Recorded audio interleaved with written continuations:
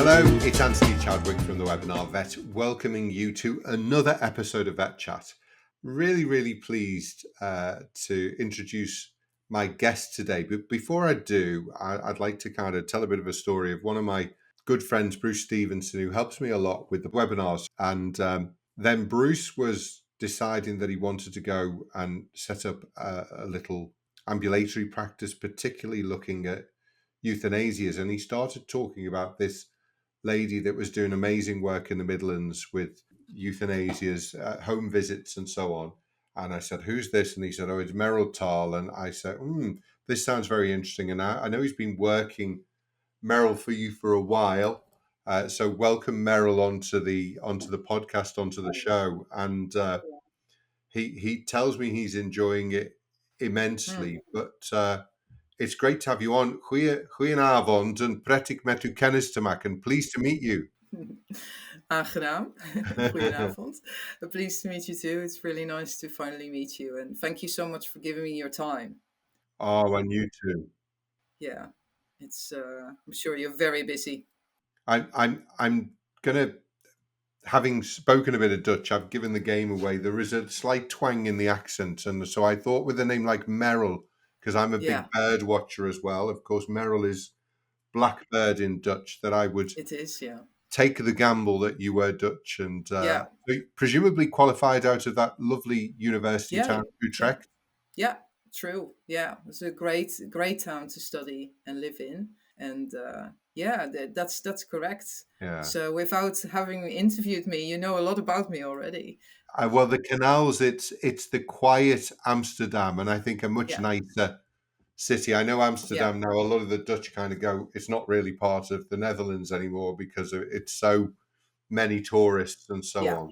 Yeah, Amsterdam is a little village though. I mean, my family originates from there, and when I go back, I mean, no one can afford to live there. It's a bit like London, everybody's on the outskirts, but it is like a little village. And when you go back, it's everybody's just knows each other. There's just a bit of a tourist area, and then the village part. Yes, if you avoid the tour, you get to know where the areas are. I think it's the same with London. Whenever I go down to London, and sometimes I travel around different places, and they really are just all little villages connected. I mean, London's obviously a bit bigger than Amsterdam, but it is the same feel of, you can get into that sort of villagey effect with the suburbs. So interesting. So obviously born in the Netherlands, trained in the Netherlands. So how and when did you come over to the UK? Right, so I came over full time to the UK in 2010. And before that, I worked in Ireland. I did some traveling in New Zealand. I wouldn't call it work. It's mainly doing a lot of traveling, and I think for me, I was quite restless when I graduated. I found it a long stint, and I'm sure a lot of vets agree.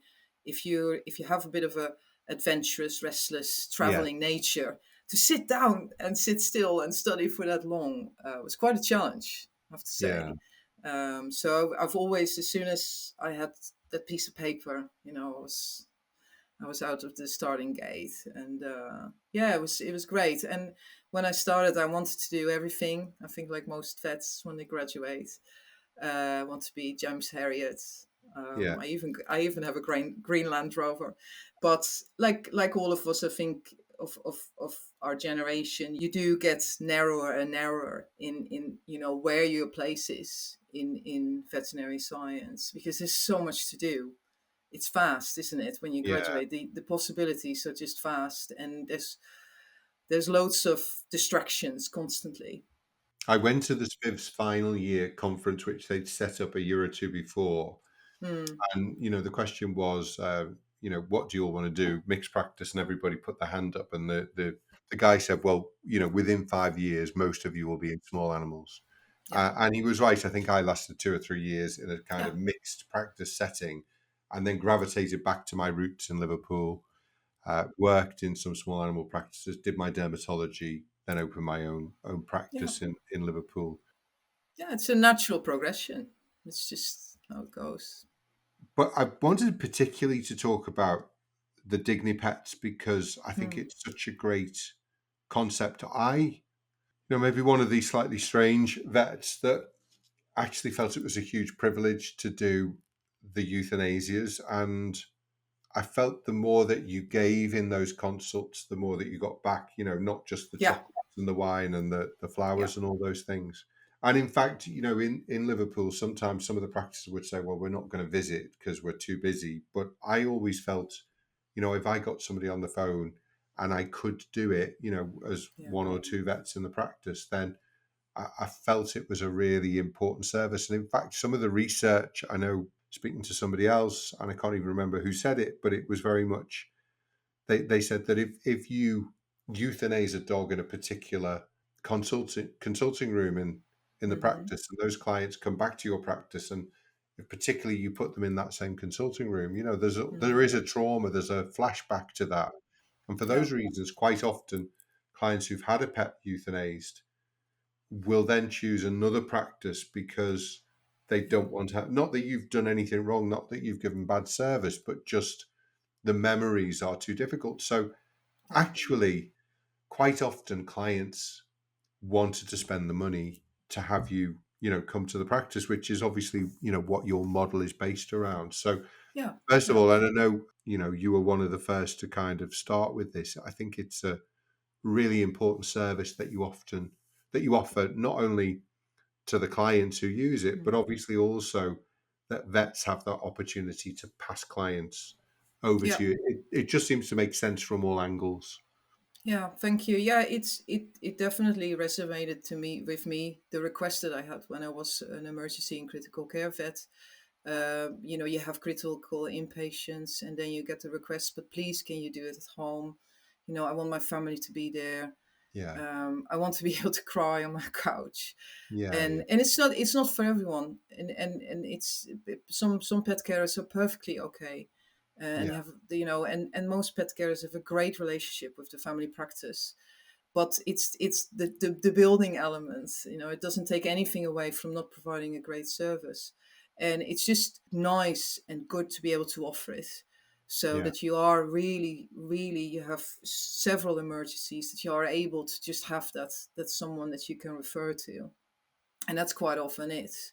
And of course, we also have now where we have a certain pace to how we work in general practice and in a referral practice. And this is what we do. All we do is end of life. All we do is having these hospice type conversations, having the hospice care and support, and doing those home visits for euthanasia, and doing the online consulting too for quality of life decisions and decision making and disease education. So this is all we do 7 days a week. So it's very easy for us to get that certain pace where we yeah, talk to people for half an hour.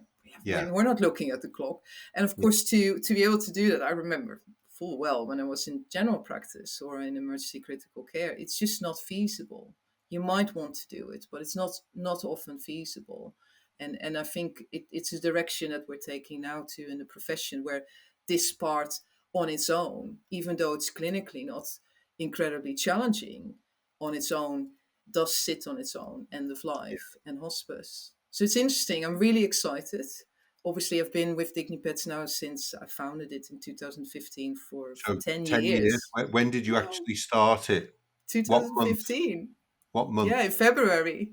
So Yeah. you are 10 years old. So Yeah. I think I always remember, business, they said 80% of businesses fail in the first 5 years, and then Yeah. the another 80% of the 20% left fail in the next 5 years. So you probably got Yeah. 5 to 10% It survive does feel all of like a the milestone. years. Yeah. It So absolutely feels like a milestone. it is a massive Yeah. milestone. And how Yeah. many, because obviously, just to explain to people, I obviously know a little bit about it, but you set it up and then you've really Yeah. modeled it as a joint venture partnership.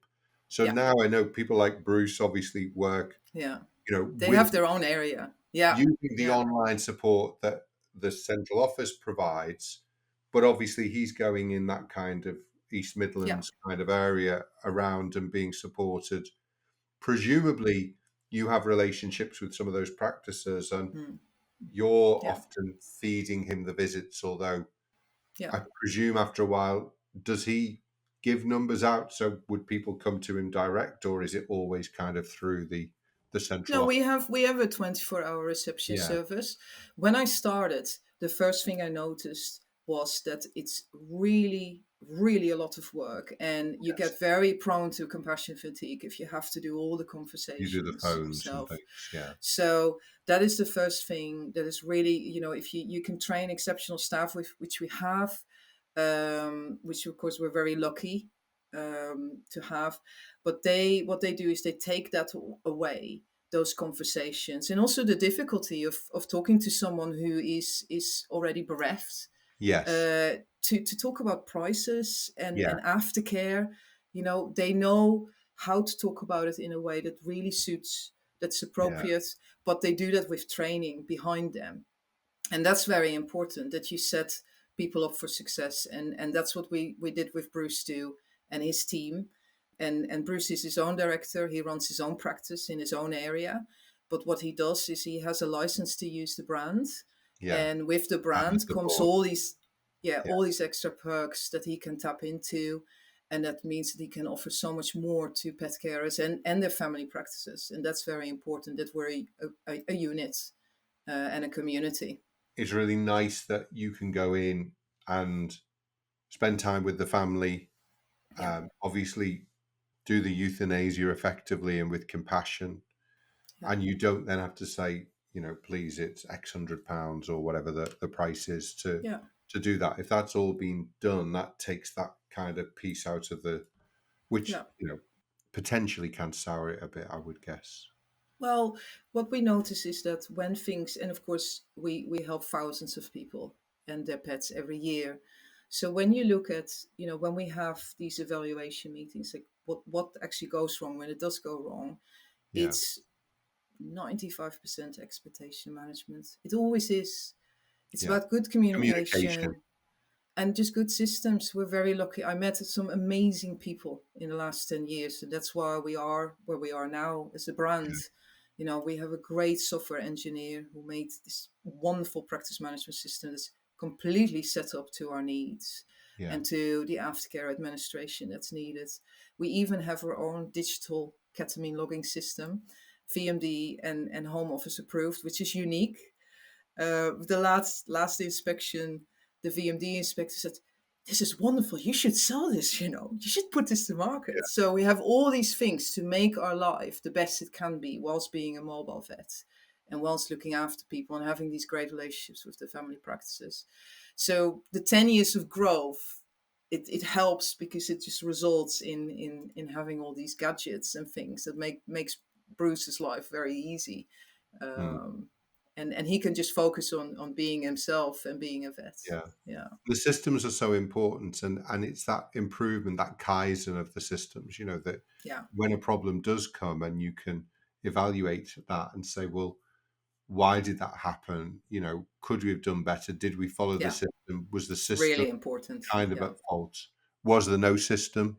Do we need to write a system? So it's yeah. We're all vets and nurses, and that's paramount for us. We all worked in the profession, so we can relate to family practices, referral practices. And we relate to each other, and that's so important because I felt the first few years when I was driving. I mean, I'm very independent. I used to do mixed like you, mm, and you get a bit of a backbone, don't you? You know how to yeah, charge farmer, and yeah, yeah, you've got a bit of chat about you, but it is lonely. And when you're talking, you're supporting clients with something that's so important and so emotional, and it is lonely. And it's just what we have now is we have a proper community with nurses and vets that really relate to each other. Yes, they're independent business owners, but there is a community there. They're all directors of their own company, but at the same time, there's a community, and we push each other and we grow together. But at the same time, we also have these chats like, "Well, now, guess what happened?" Or "Listen to this." the The support support's is there. important, isn't Yeah, it? And yeah, I think you made a especially really with good this. point before, and I often say it, and it's a little bit rude, but I'll say it anyway. If you get to the end of the day in a first opinion practice, and you haven't had time to urinate or eat, Yep. it's just not great, and we wonder why No. people leave the profession. So Yeah. the fast speed, of course, we can all do it for a bit, but after a while, we very much can burn out with that. And I was speaking to a young vet recently, obviously, 4 or 5, 6 years qualified now, and very much saying, right, well, I do 3 days a week or 4 days a week. and Yeah. I manage my time. I've got my weekends off, or I have to work an occasional weekend. But I think we have to start pacing better. And I agree with you. If you're doing puppy vaccinations and then suddenly having to euthanize a Yeah. dog, and then you're doing some operations, and you haven't got time to kind of just take that all in, it can be really tough. And I remember seeing on one of the social media platforms, one of the groups, somebody saying, well, I did 5 euthanasias in a day and it really broke me. Yeah. And I can get it, but we should be able to set up a system. And I think you're a part of that and helping with that those things shouldn't happen, because I think also if you can give with compassion, it doesn't maybe cost as much. And sometimes if you are being rushed, then and the compassion goes out the window, then obviously you can get a bit angry about this, particularly if some of those euthanasias are perhaps, in your view, not necessary. But thank Yeah. goodness the majority that I did in my career, I always just felt a huge privilege to do. And so I always felt it was a big privilege of the profession that you could support people. This dog, this cat was part of the family, and Yeah. if you could help them through that, as I say, that was when the chocolates and the wine and the flowers came, far beyond when you did a great clinical diagnosis. Yeah. It is You slightly make a bizarre when connection. you put it You that way, make a but connection. Yeah. it's being there in the really important times of people's lives, and obviously their pets' lives. Yeah. You really make a connection, even though it's brief. You make Yeah, a true connection with someone, and that's really important. But you do give, and I think it's different for everyone. But I think if you enjoy making connection with people, but you also yeah, enjoy the closure. And I yeah, think for me, I was always extremely worried that I was going to miss surgery so much, from a personal point of view. And for me, what I really enjoy, that there's closure. I do visits, I do it well, I do the aftercare part also very well, with support of my team, and I know I've done a great job. And yeah, then on the pet memorial walk, I might see a pet client, and I know I just like you just make this umbrella type of care around someone, and you just know that they're not just getting a home visit for euthanasia; they're also kind of part of a community, and whichever way they want to go about it, whether they want to be more like quiet and go on Facebook on their own in their own house to kind of talk about their grief on our pet loss support network, or they would like to walk with me in yeah, memory of the loss of their pet. There's different things that we offer at Dignipets, and it really helps. And we do that together with family practices, together with local pet crematoria, to really create that community. And I think it's really important that you feel as a vet that you've done something for people. I think we all came into the profession to do things for pets and to do things for yeah. people. And I think that's just a really nice feeling, and that really resonates when I talk to the other partners. That it's just very rewarding. And some of them are like, gosh, I didn't feel like this, and I was a rock star in surgery, and I never Yeah, felt like this. yeah, Isn't yeah, that odd? That's so yeah, yeah. odd, isn't it? Because we spent so many years on being so clever and so skilled, and then just by giving someone a hug and doing something that's purely actually not very clinical and doing it well, you can get a lot of. People don't care how much you know, but they want to know how much you care, don't they? Yeah. Yeah. And I think to do your particular job, I think obviously there are vets out there. I would say 99.9%, I presume, love animals. I think there is a percentage who find the connection with the clients more difficult. But I think with this particular job that you're doing, then you have to love people and love the clients as well, don't you, to do the job Yeah. effectively? Yeah, it's true.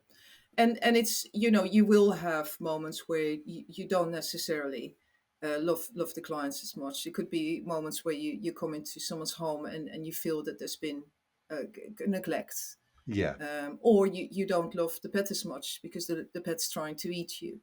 And yeah, then it's just very important to have that team behind you, where you have your hospice nurses who have prepped this client. They've done it online and they have looked at the house. and the behavioral assessment, and they have looked at how this can be safe for the pet care, for the pet, and for you, and still peaceful. I sometimes go out to people and they're holding and hugging their pet for the first time in years.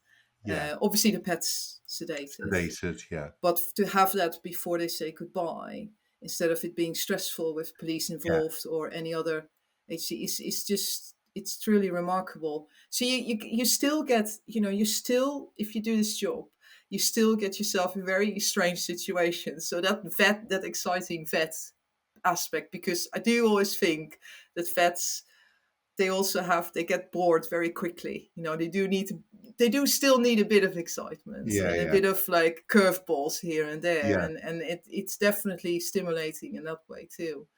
Um, we just enjoy doing it as a community and providing more than just a visit. Yeah, we really enjoy that. I'd love you to just maybe tell me a bit more about the aftercare piece, because obviously in my practice, I always felt it was important with the Yeah, sympathy card, and we they were often brought in, and I would leave a note and sign it and so on. But it sounds like, with the walks, which sound wonderful, it's not quite as simple as a sympathy card, and obviously making sure that the animal's body is treated with respect. I mean, yeah, again, you hear these nightmare stories of, can you get me a plastic bag from the back, and all those sort of stories. So yeah. tell me a little bit about, what does aftercare mean to you? Right, aftercare means extremely good communication and expectation management. So it starts way before the moment of euthanasia. Yeah, It's almost like a statement that you make as a practice. So our directors, our area vets, our Dignipets vets in their own area, they already have that statement out there. So the practices know who they use, how they do it, and so does the client well before they even need euthanasia. And we live in the age of information. People go on Google and everything's yeah, there. And it's good information, but also sometimes bad information. yeah, And there's a lot of sensation out there. So it's really important for the staff when people call up. Say, for instance, for Bruce, someone calls up from Leicester. When they talk to our staff, that the staff really guides them with permission. Not always, everyone is always ready. With permission, they guide them through that, whether they do it either online via consult or they do it on the phone. And that's when the expectation management starts. And what I notice is that we often make the assumptions that people don't want to talk about aftercare as vets, but they do. Oh gosh, do they? They really do. Well before the moment of euthanasia. yeah, And we notice that more and more. And we have some online consults who are only about aftercare. But the aftercare is body care.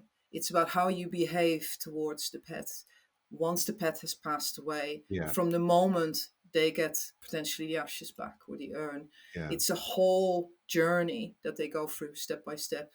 And if the family practice or the referring practice knows exactly what the pet care is going to go through with that journey and who's going to be used, that's very important, because it gives the receptionist and the nurse or the vet who refer to us, it gives them the confidence that they can do it. it builds up the reputation of the practice where Yeah, the pet has gone, yeah, throughout its life, and you've obviously, had that final visit, so to yeah. speak. Transparency is key. Yeah, Yeah, that you're just very transparent, and you give people a voice. Communicate. What do they want?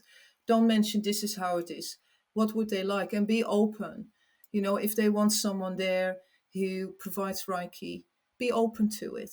yeah, You're there as a guide. You're only a small little part of the whole process and of the whole journey. Everybody else is just as important.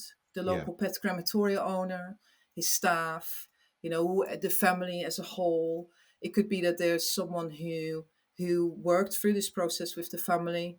Some people have a counselor. Everybody's welcome.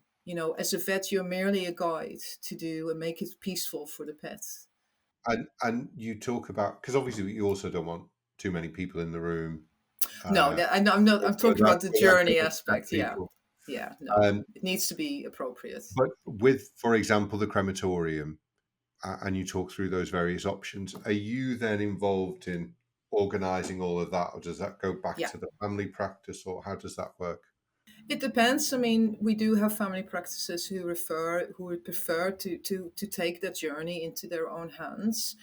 We are an open house. It's about having those individual relationships. And if you are a local area vet, that's so easy to set up because it's purely about popping in and having a cup of tea Yeah. with each other and finding out what's best for their clients, but Yeah. also what's best for them. But most of our Dignipets area vets, they have a direct and close communication with the local pet crematoria that are in their area, and that's very important. Lots of people, they want to attend, they Yeah. want to be in the car park, or they want to be present when the Yeah. crematorium, Yeah. and And it's they don't want just to wait 2 or 3 weeks to get them back. They want them back no, they as don't, and soon as they can. they want to be able. I have a lot of people who travel behind me, even though I have in a basket I have their pet. They travel behind Yeah. me to the local pet crematorium just to have that assurance. Is this really happening? Is it really Yeah. going the way I it's remember when I was a portrayed? young boy and we found a dog, and for various reasons that my mum and dad weren't keen for me to keep it, so I had to take it to Mm. the police station. The policeman said to me, "Well, that'll be glue in the morning," which wasn't like the Mm, best way of no, building up a reputation for a young bit boy to say harsh. the police are, paragons of virtue in the community. But obviously we get those stories. Does this get cremated, etc.? Yeah, What's happening? Is it going to be absolutely. Yeah, cremated en masse with other animals, or are you going to get individual cremations? And the trust, I think, with vets is on the whole quite high. Maybe there's some things recently that have pushed that a little bit, but mm. it's also good to let people have that right if they want to have the absolute proof, Yeah, as you say, to follow you. So yeah. it gives people all those different options. So I think that's wonderful. Merrill, I think the work that you do is really important. I'm a big admirer of what you're doing. I know Bruce Thank you. speaks very highly of you. It's the first time that we've met properly, so I've Yeah, really enjoyed it. me too. Uh, Thank I you. hope it's been helpful for the people who've been listening to us, because it's such a important part of being a vet, isn't it? Yeah. Yeah, it truly is. And it's just a great opportunity to talk about it. And I also hope I meet you in real life this year at Yeah, the conferences where we're exhibiting. yeah. Looking forward to that, to share a cup of tea. And Yeah, we've no, got that also, we have free chocolates at the oh, exhibition well, stands. So there I'm you definitely go. coming over. Okay, thank you. Meryl, so good to speak to you. You're Thank you very so much welcome. for the chat today and all that you're doing. And thank you, everyone, for listening. Hopefully, see you on a podcast or a webinar very soon. Hope you enjoy the rest of your day. Take care.